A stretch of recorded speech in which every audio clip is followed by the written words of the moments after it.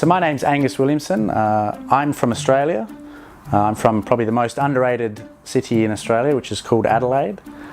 Before coming to Russia, I worked as an English teacher in France and then as a French teacher in Australia. But before that, I did a multitude of things. I made wine barrels, I worked in the wine industry, I worked in a turkey factory, which was quite terrible. Probably the first time I left home when I was 17 to go to high school in America by myself, that was fairly significant.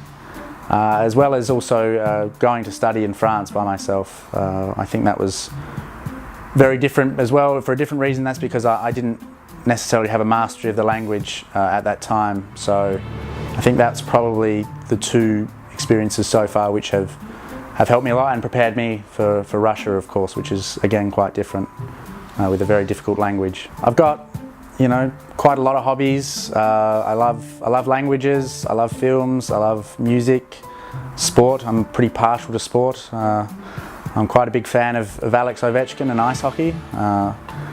Unfortunately, my local team is my girlfriend's team, which is Lada Toliati, which means I walk around with a Lada hat and everyone sort of makes fun of me in the streets of Moscow. So yeah, no, those are probably my hobbies. Gardening as well, but in Russia I haven't been able to do much gardening with the weather, so yeah, I would say they're my hobbies. What motivates me in teaching is getting the best out of my students. I learnt French as an adult, I think it was about 21 years old, and I struggled mightily at the start, and I had some great teachers who very selflessly gave a lot to me, and I want to do the same. So yeah, that's probably what motivates me at the moment. My most memorable teaching moments are probably in Russia with Russian students, and that's because for the most part the Russian students, they're quite good grammatically, so their accuracy is high but their fluency is quite low, and so my most memorable moments have been when I've been able to sort of get that fluency up to the level that their grammar is,